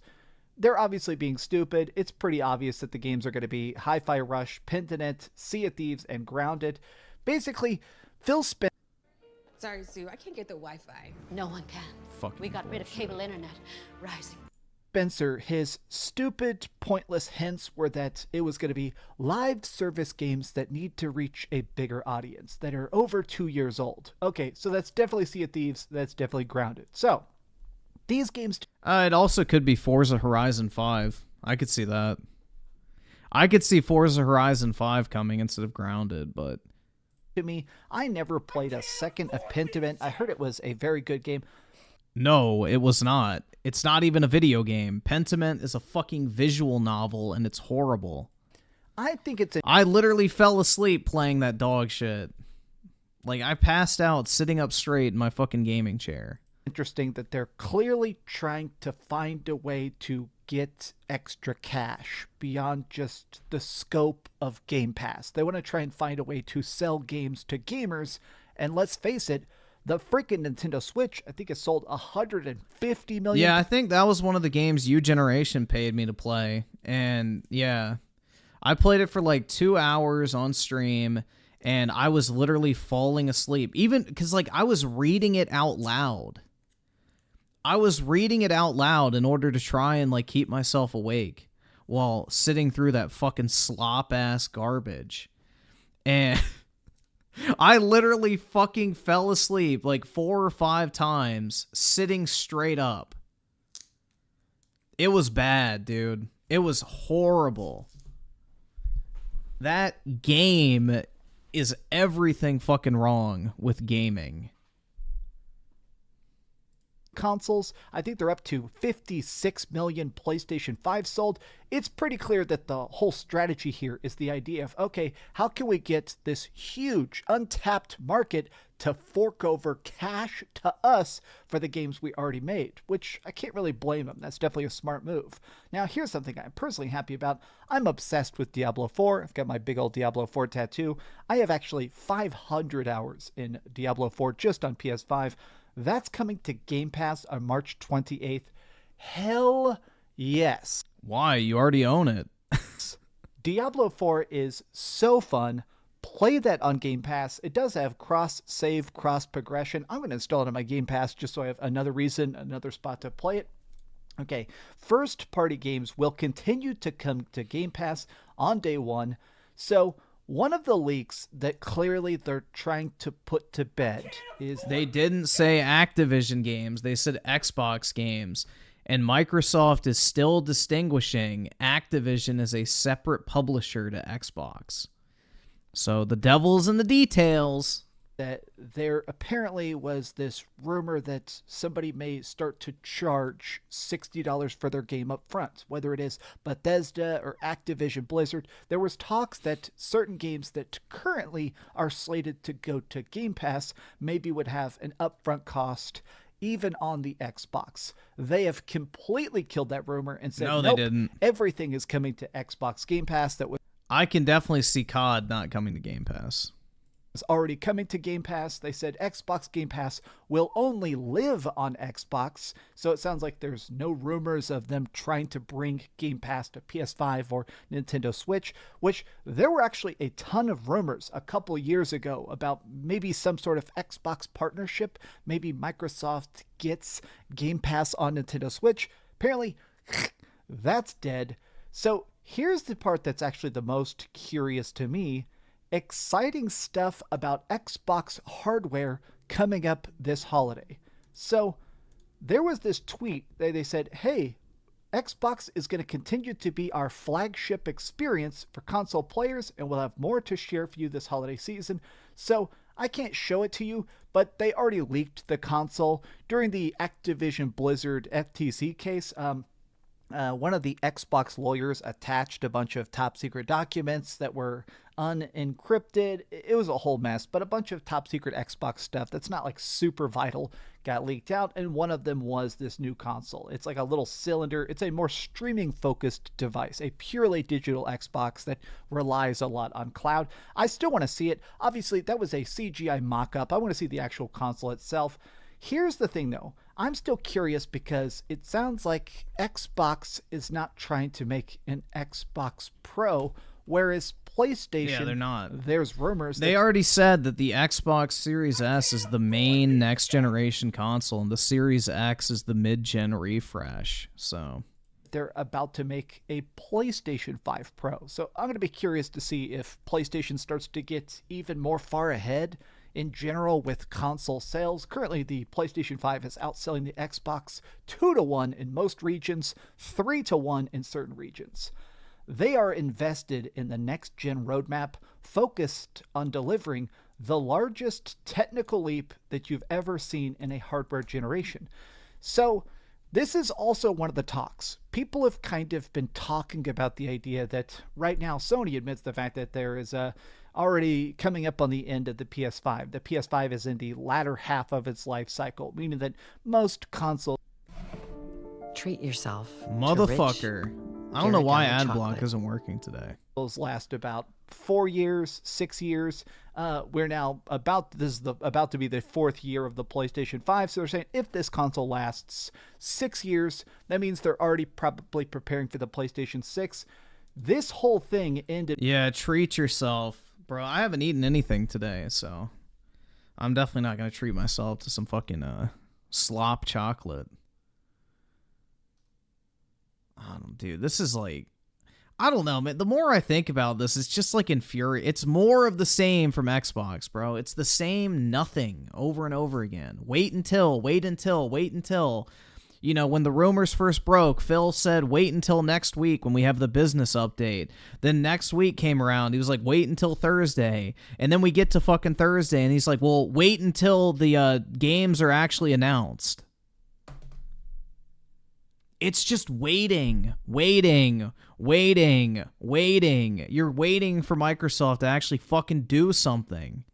And it's horrible, man. It's absolutely fucking horrible. You just like, they can never actually just come out and say what they fucking mean. And it's pitiful. Like, Microsoft is the most timid $3 billion company, or $3 trillion company that will ever exist. How the fuck are you worth that much money and you're so fucking afraid to come out and actually say what you mean publicly? Dude, if Sony has some bad news, do you know what they do? They put out a fucking PlayStation blog post and continue on business as usual. If Nintendo has some bad fucking news, they put out a blog post and continue business as fucking usual. Only Microsoft literally tucks their tail and runs and hides in the corner for as long as possible. And just doesn't fucking get ahead of their issues. It makes no sense to me at all. Like, just fucking say what you actually mean. Let people react how they're going to react. And just fucking keep moving. But no, we have to constantly rumor and speculate and wonder about what the fuck's going to happen with the future of the Xbox platform. Because Microsoft just won't fucking come out and say what they actually mean. It's really irritating, dude. It's really fucking irritating. Because this isn't a problem for the rest of the game industry. If there's bad news, they'll fucking let you know. But with Microsoft, you're constantly left wondering what the fuck is actually going to happen here. Let's see, so Blevik is dead with the 2. Hopefully this is right. I don't fucking know. Griffin, try to sell me on the ROG Ally. I wouldn't buy a ROG Ally, personally. But why would I try to sell you on a ROG Ally? Honestly, if you're going to get a like PC handheld, I'd get the Steam Deck OLED because it's got the best OS. It's going to continue to get software updates, and you know basically Valve is going through and making sure shit works. But I mean, you can get the ROG Ally, but from what I've heard, the OS is very fucking weird on that. Super Straight with a 5. It's ironic that Sega revealed months ago that a bunch of Dreamcast games were being remastered and remade, and yet Dreamcast guy didn't talk about that once. Well, that's not big enough news, man.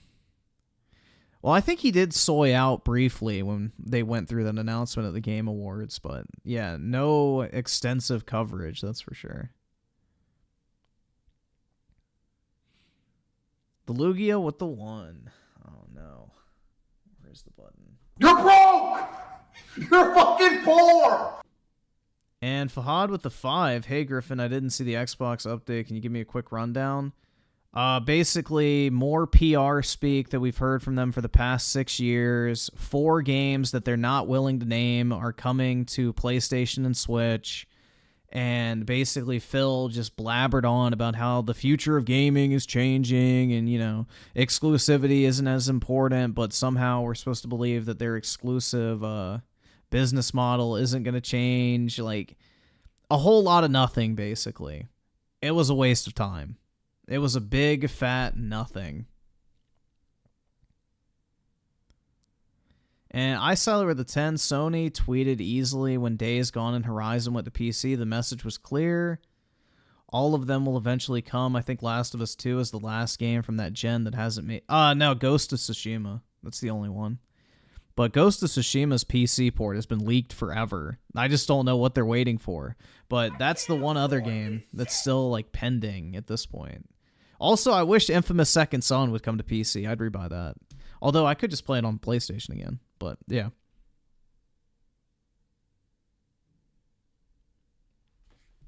DeVito Frito with D20. Really appreciate it, man. Maybe I'm a filthy casual, but since my daughter was born 500 hours into a video game and tattoos for corporations and consumer products just seems cringe. Hope Dreamcast guy and fanboys get more in life than a plastic box / gamer. Yeah, that's the thing, man. It's, you know, people have replaced family, you know, accomplishments, life goals, actual meaningful things in life with fucking consumerism.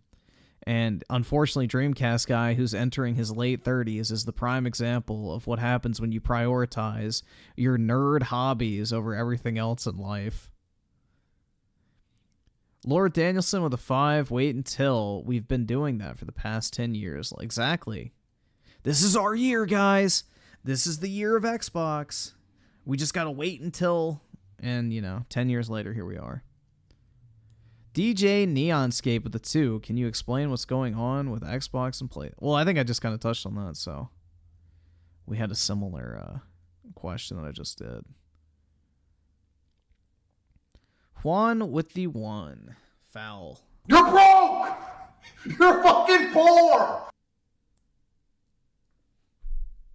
Did with them basically saying like, hey, okay, what comes next? What is Xbox after Xbox? And it sounds like they are basically confirming, yes, you will have a new Xbox console to play. The same way that we're going to have a PlayStation 6, there will be a new Xbox. To me, I think that's promising. This entire thing, I got to admit, yeah. I went into this with incredibly low expectations. I 100% believed a lot of the leaks about the fact that Xbox was going to start putting everything on PlayStation, maybe with like a 6-month delay or a 1-year delay. It sounds like only older stuff is going to get brought over, but to me, this is still cool. As a trophy hunter, as a person with 800 PlayStation 5 games who just uses his Xbox as a Game Pass machine, it's cool that they're going to try and take some stuff and bring it over to the PlayStation 5. So let me end with this. PlayStation gamers, Nintendo Switch gamers, I've talked about this in the past, but vote with your wallet is a double-edged sword. That means don't buy the games that you think suck, but you also need to purchase the cool stuff you actually want to support. Yep. If these games come to PlayStation 5, or if they come to Nintendo Switch, and they actually look good, be sure to buy them. Show Microsoft that this was a good choice. Yeah, go buy Pentiment, guys. Throw your money into a fucking blender. Yeah, do not buy Pentiment. Please. We don't need any more of that slop. Don't let PlayStation bail out Microsoft's piss-poor decisions of letting developers have creative freedom to make garbage like Pentiment.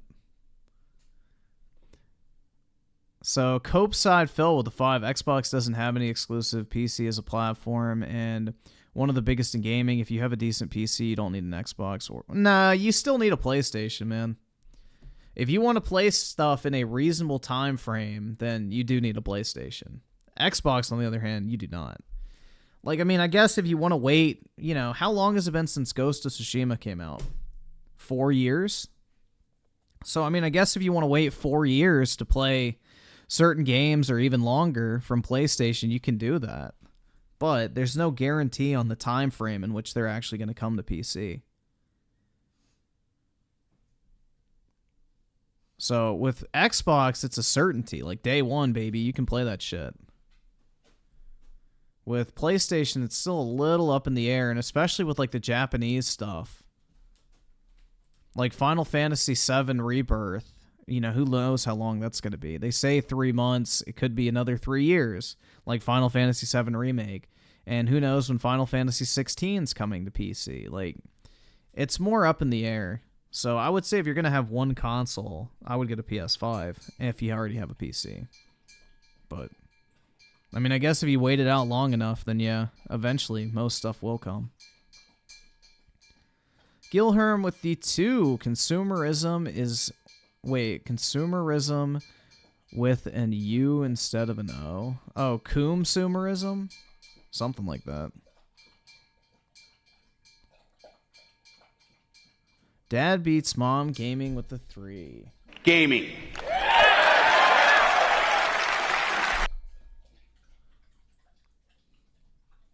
Would be weird. I don't know. Choice. Personally, there was a lot of rumors and stuff that apparently... Oh, wait, there it is. I'm assuming that was a joke, because there's a lot of people who liked Pentiment for what it was. No, Pentiment is everything fucking wrong with modern video games. Get that slop-ass visual novel garbage away from my fucking gaming. Timothy Marco with a 5. How did Microsoft allow Obsidian, the studio known for popular games like Fallout New Vegas, to work on an indie tier slop like Pentiment? Because Microsoft has zero fucking creative vision when it comes to directing their studios. They just say, oh yeah, make some shit that you're passionate about. Like, you know, it's the fucking ultra lib mentality where it's like creativity is more important than, you know, that type of shit. I don't know, man. How the fuck do you have... Like, this is the thing. How the fuck do you own Fallout and Obsidian, and you haven't told Obsidian to get off their fucking ass and make Fallout New Vegas 2? How does that even happen? Like, you're allowing Obsidian to make Pentiment, Grounded, The Outer Worlds 2, and fucking Avowed that looks like a VR game minus the VR. And they haven't even announced Fallout New Vegas 2 yet? You're allowing them to work on all that dog shit that nobody fucking cares about in comparison. And you have not told them to get off their ass and make Fallout New Vegas 2. That just shows you that Microsoft doesn't know how to lead these studios.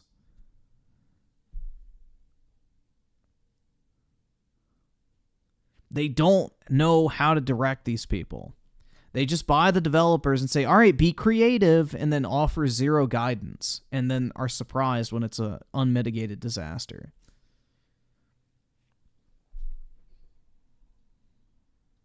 Timothy Marco with a 5. How did... Oh, wait, no, I read that. We're good. Sweet. We're up to date. They're talking about bringing I don't know why that took so long to pop Gears up. of War or even Halo over to freaking PlayStation 5.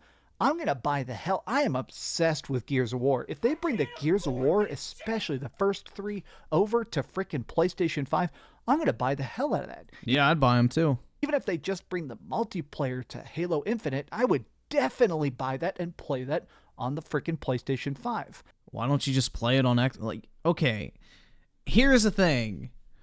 Why aren't you just playing Halo Infinite right now? You have a PC, you have an Xbox. If Halo Infinite is so fucking amazing, why aren't you playing it right now? Why does it going to PlayStation all of a sudden make it better? He literally could go and play Halo Infinite for free right now, but he's like acting like it coming to PlayStation would be the thing that finally gets him to actually, you know, bother with it. It's so weird, man.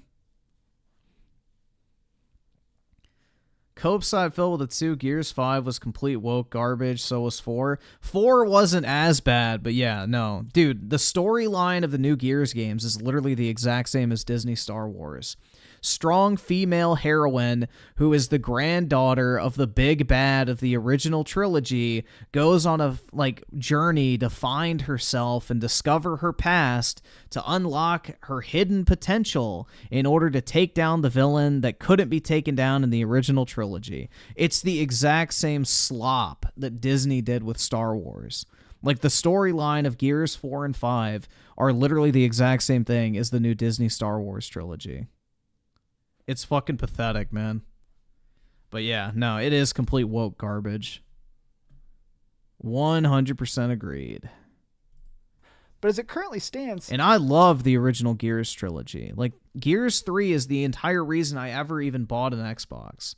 Like, I would have never bought an Xbox at all if it hadn't have been for Gears 3. That was the game that finally pushed me over the edge. And, you know... That, to me, is what Xbox was. The Gears trilogy, the old Halo games, the old Fable games.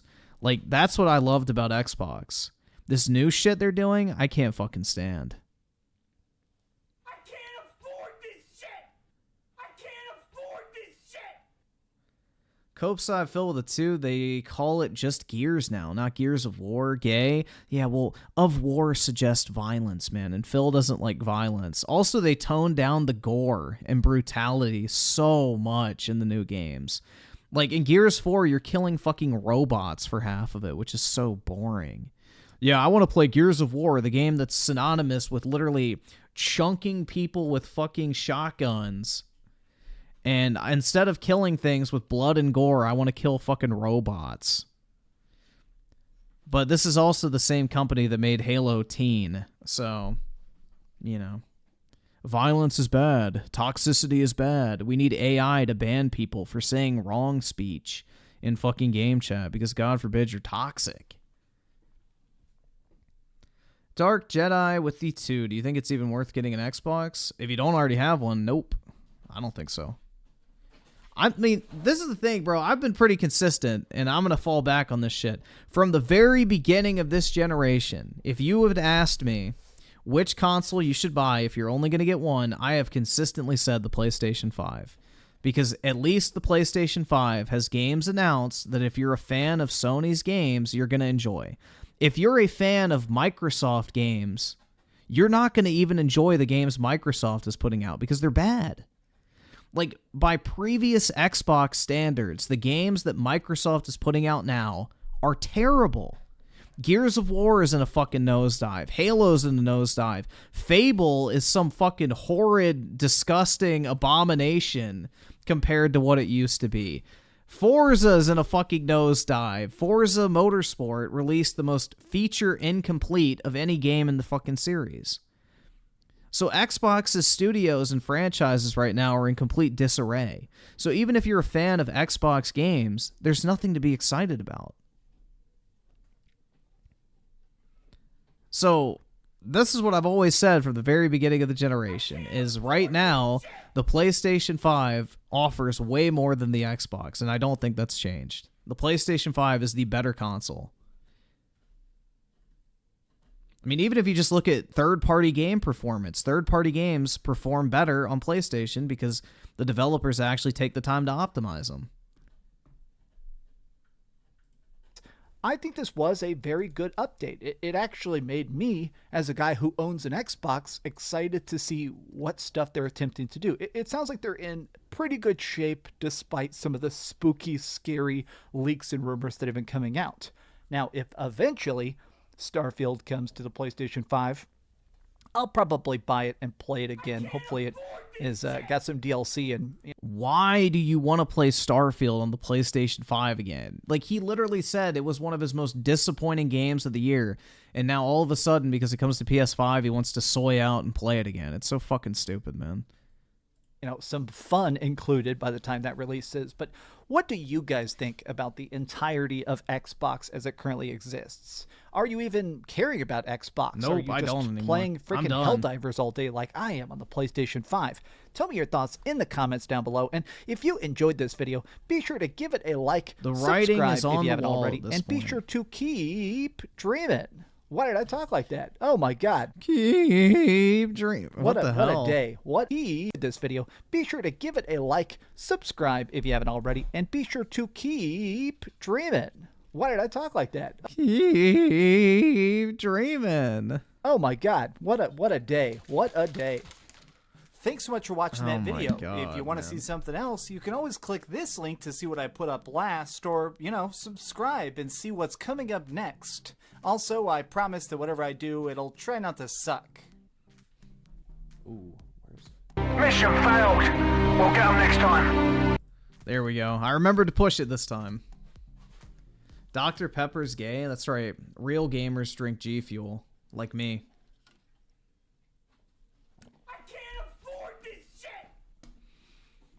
So is Xbox dead?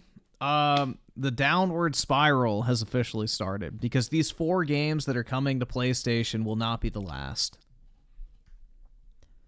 This is the same chain of events we saw with Microsoft porting games to PC day and date.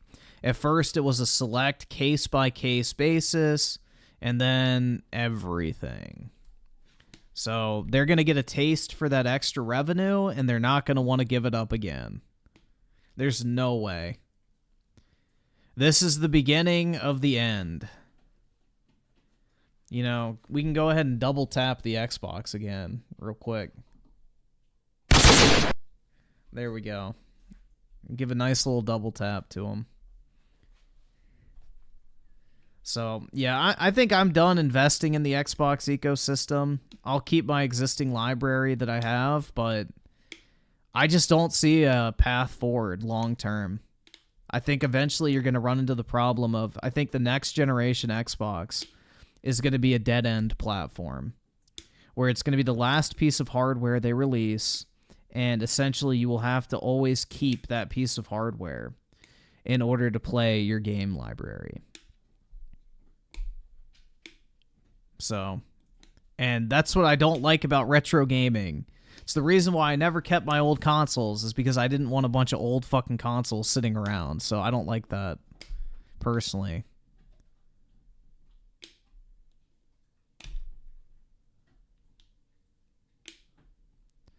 Like, who's celebrating, though? Like, what is the celebration about? I don't think anybody's celebrating Sea of Cheeks and fucking Pentiment going to PlayStation. Dude, I wouldn't even be celebrating if Starfield was going to PlayStation. Like, it's a shit game. There's nothing that Xbox has that's worth getting excited over that would go to PlayStation, other than MCC or the Gears trilogy. That's it. I mean, Gears 5 going to PlayStation would be kind of cool, because the multiplayer to that game, despite the campaign being dog shit, the multiplayer was actually pretty good. But there's nothing to get excited about in terms of games going to PlayStation from Xbox, because they don't have anything.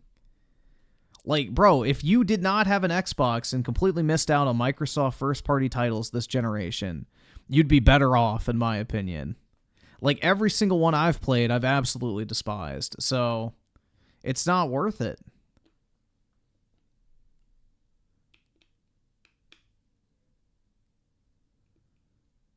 There's nothing to get excited over. It just speaks volumes over the sad state of affairs that Microsoft is in right now when it comes to their first-party development. It's quite sad, isn't it? I don't know. But, yeah, I think my time investing in Xbox as a platform is done. I think the writing is on the wall in bold red letters. It's pretty obvious to see at this point.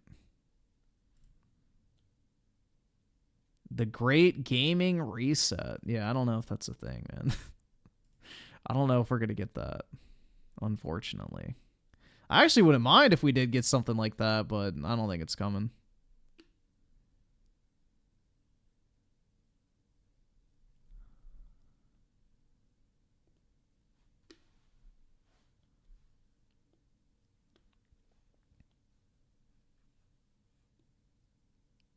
Am I streaming later tonight? Yeah.